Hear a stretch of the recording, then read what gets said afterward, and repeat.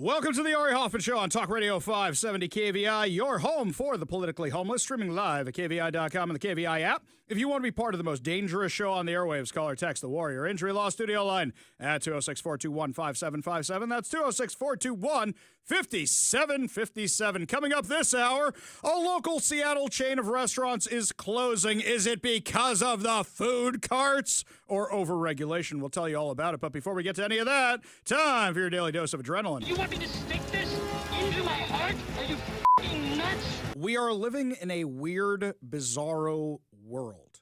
It's a very strange world. Hannah Krieg used to work for The Stranger. She now has her own thing along with Ashley Nurbovig, who also used to work at The Stranger, called The Burner. Shall we just say it is left of The Stranger, if you want to know where their ideological bend is? Well, yesterday, something very, very odd happened.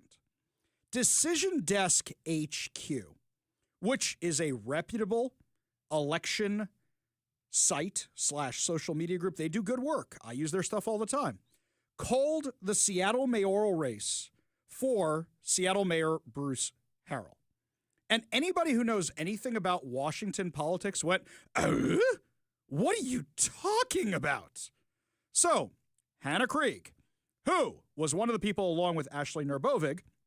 Ashley Nurbovig, you might remember, she's the one who said, "Make America aim again," after President Trump was almost assassinated and it hit his ear. And you had Hannah Krieg, who was part of that whole mess. The two of them were eventually laid off from The Stranger. Definitely not somebody in my little black book of the right-wing media, shall we say. When we go to cover, when we from the Ari Hoffman Show or the Post-Millennial or any of that stuff go to cover the protests, I'm covering it to be like, look at these psychotic Hamasniks. She's going to be like, yeah, Israel sucks. Okay, we cannot be more ideologically opposed. But Hannah Krieg posted this. Hey, Decision Desk HQ, wondering why you called the Seattle mayor's race for Bruce Harrell. With 100,000 votes left to count, there's still a path for Katie Wilson to come back. She's not wrong. I'm reminded of something about a broken clock a few times a day, twice a day. Or the Ballad of the Blind Squirrel. There you go. Exactly. Pick whatever parable you want. But for the first time ever in my life, I retweeted Hannah Krieg. And I wrote, I can't believe I am retweeting Hannah Krieg, but she is right. That is too early to call this race.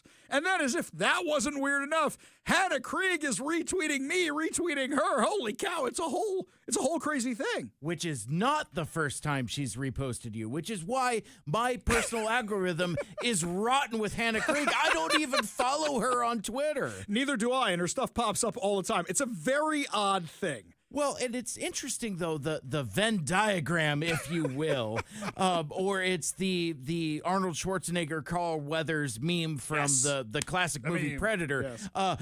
Neither of us like Bruce Harrell all that much. Now, granted, they've shoved all their chips in on Katie Wilson, whereas we have not. But even so, does this mean the enemy of my enemy is still kind of my enemy, but our interests kind of sort of align? Kind of. I think that's the best way to put it. Tangentially? Yeah. The enemy of my enemy is still my enemy, but are we working as enemies together to an enemy, or I don't know. Dude, I'm so confused. I don't know. I'm not usually a person who's this confused.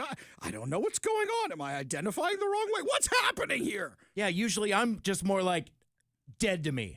Whereas not the case here. No, this is all very confusing. Soon it's going to be dogs and cats sleeping together. Mass hysteria. Right. I'm very confused by all this. But actually, this illustrates a broader point. The entire national media is saying, oh, socialists, they're going to take over everything. Do you guys take an analytical look at each race on the district-by-district results? For example, here in Seattle, anybody who lives here in Washington knows that because of our crazy mail-in balloting system, late votes tend to skew left when they come in. I don't know why we accept that as a given, but that's what usually happens. For comparison, over 2 million people voted in the New York City mayoral election. They had results on election night, 45 minutes after the polls closed. By the way, for those of you, before you say voter fraud for Mamdani, that's how long it took Florida to declare Ron DeSantis the winner by 20 points. Maybe New York just knows what they're doing. You may not like the result, but they might know it. There are only 505,000 registered voters in Seattle. Under 300,000 of them voted in the mayoral election so far. Election night was 3 days ago, and we still don't have a winner. I remind you of Kishama Sawant, the last time she was running for office. What happened? Oh my God, she's losing by double digits. Well, she's still losing, but single digits. Well, she's still losing, but it's getting closer. Up, she won. That is why all of us are keeping our powder dry until we actually have the numbers. What is my gut telling me? My gut is telling me that Bruce Harrell might actually win re-election.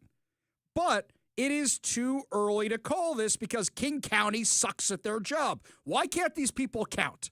Bring in the guy from Sesame Street. Bring in the count. He'll show you how to do it. 1 ballot, 2, 3, It's not that hard, guys. And that leaves it open to people going, why does it take you so long? So you can stuff the ballots for any other reason?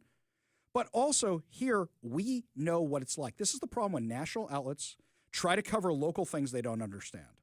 For example, everybody is analyzing what happened in New York. Everybody. Let's look at New York, and I'm a New Yorker who hasn't lived there in 22 years. Let's look at this objectively for a second. In New York, you had Cuomo running against Mamdani. Nobody's excited about Andrew Cuomo, the sex pest who also killed a lot of people's grandparents, who was ousted because of a scandal, who ran a lackluster campaign, and then you have Curtis Sliwa, who, for whatever reason, never got out of the race. It would have been closer. Would Mamdani still have won? Yes, but he wouldn't have felt like he had a mandate because it would have been so close. He still would have done the full crazy, but he may not have had a mandate. You analyze all that together, does that mean it's a socialist takeover? Or does that mean incompetent morons who wear berets and talk about cats all the time cost us our chance at winning the election and stopping Mamdani? Bad candidate? Crazy beret-wearing hat guy. And I know people in New York love him because of the guardian angels or whatever. I'm sure they do great work and whatever. But you come off as a joke. You come off as a joke. Does that mean Mamdani and the socialist takeover is what really won this thing? No doubt. There was excitement on that side. On the other side, it was just fear of Mamdani.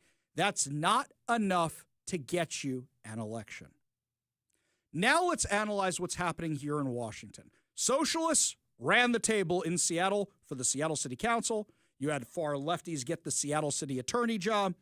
And you're wondering why, oh why, Katie Wilson isn't dominating this race. Mike, I have a couple theories.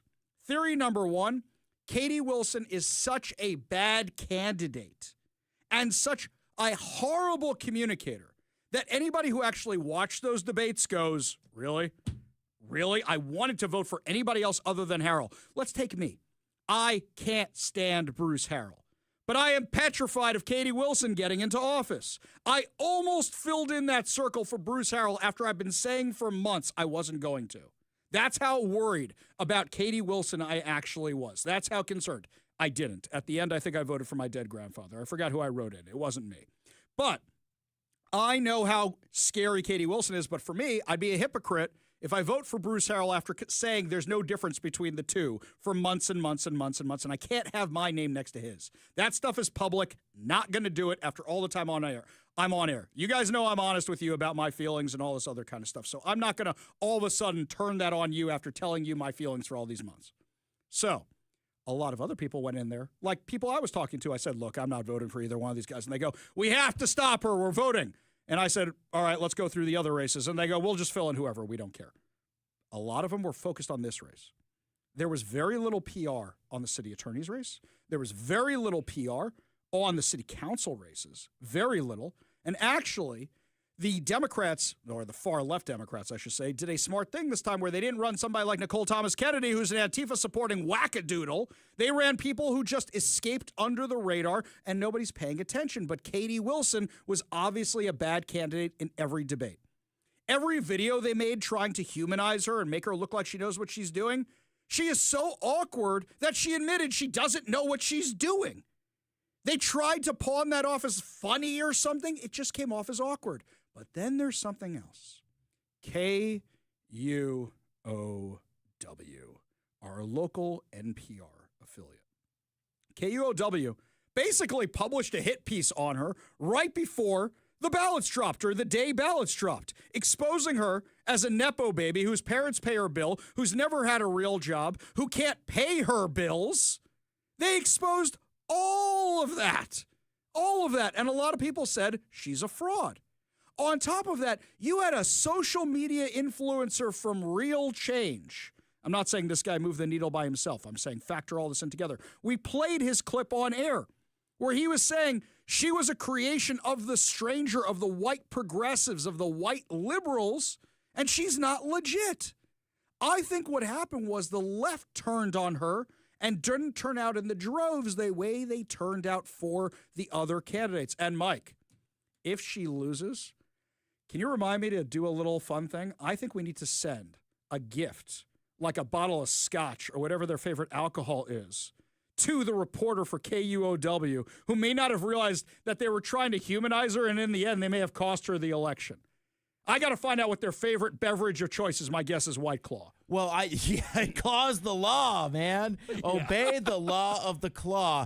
Well, no, I would suggest a good accompaniment would be one of those $8 slices of Capitol Hill pizza. There remember, you that go. was like ground zero for a lot of this Katie Wilson nonsense. Yes. She's like, I'm Katie Wilson. I'm a weirdo who can't hold a slice of pizza. Why is this $8? I don't understand how Seattle works. Yes. And then every time she opened her mouth, she explained more and more why she's unqualified for this job. Anybody who listens to the show knows I cannot stand Bruce Harrell. I cannot stand him. I don't have one good thing to say about him. I really don't. I ran for office against him because I hated him so much and what he did to my community. I do not like this guy, and maybe this explains the Ari Hoffman Hannah Krieg team up, that we both hate Bruce Harrell. I'm telling you, man.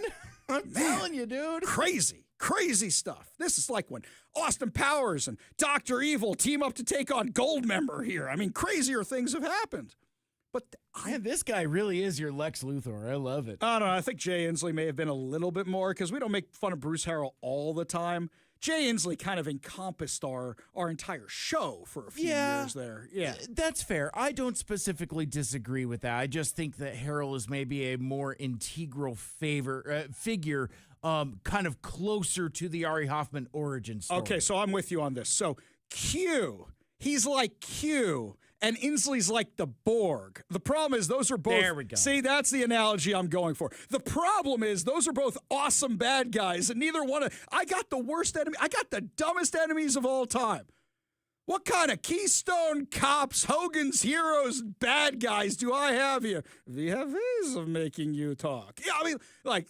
Are you kidding me with this? Oh my gosh, I'm just imagining the anti-Ari Hoffman Legion of Doom. Meanwhile, the Legion of Doom. Yes. Jay Inslee. Snidely Whiplash. Bob Ferguson.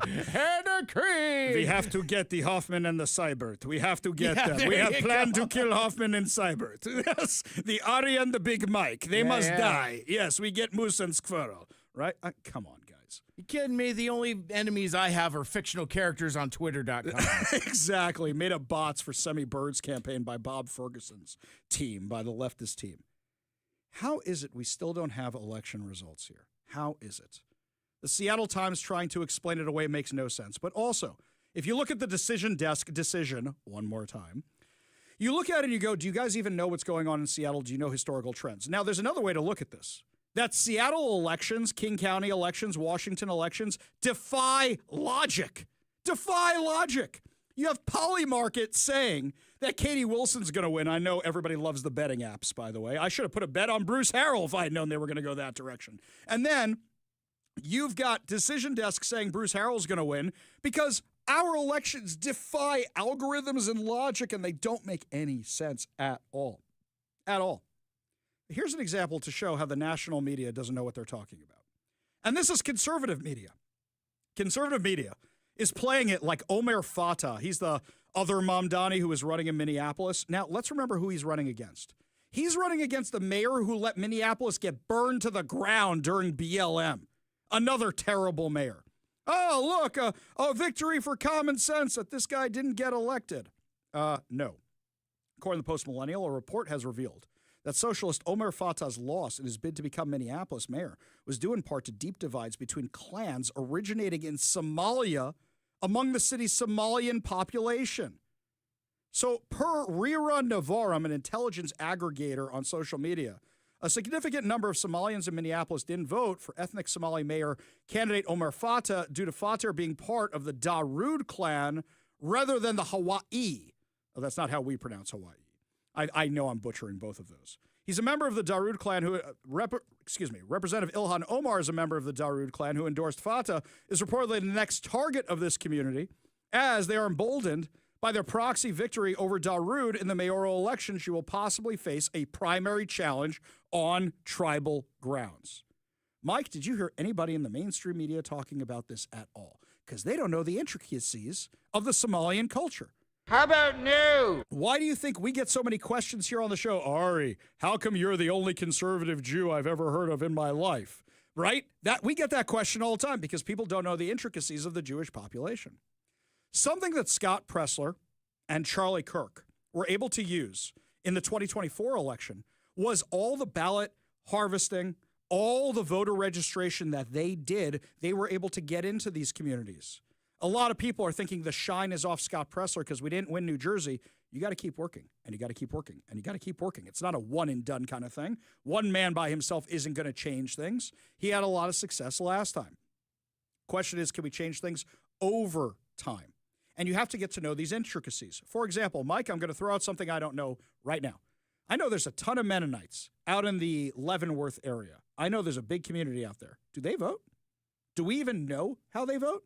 I would assume they'd vote more conservative. Has anybody reached out to them? Has anybody been involved in their communities? I know a lot of politicians ignore the Jewish community, assuming they're always going to go left. Have any of you reached out to the Orthodox community, which overwhelmingly votes for Donald Trump and conservative values every single time? Of course not. I can tell you as a synagogue president, they never reach out. There are these communities. So when everybody's talking about doom and gloom, socialists are taking over, no, my friends, don't believe these national narratives. You don't understand the intricacies of the population of these different places. And I would argue that there's a good chance Mamdani would have lost if Curtis Sliwa would have been out of the race. This just goes to show even somebody like Decision Desk, whose opinions I like, who I value. When we did the KVI event, Mike, I wasn't going by AP. I wasn't going by anybody else. I was refreshing Decision Desk again and again, and they were spot on every time. Even big national outlets make mistakes, and sometimes it doesn't track. Now, hopefully we'll get more results on the Wilson-Harrell showdown as the show continues. But there's another ballot drop today. We don't know which direction it's going to go. This thing is not over yet. And even when it is over, I'm not going to be the one celebrating because either way, no matter who wins in this Seattle race, we lose. Lots more to discuss as the show continues, my friends. When we come back, a local chain is closing. And normally I'd say crime or something Ferguson did or Bruce Harrell. Nope, you'll be surprised by the reason. We'll explain when we come back. You're listening to the Ari Hoffman Show.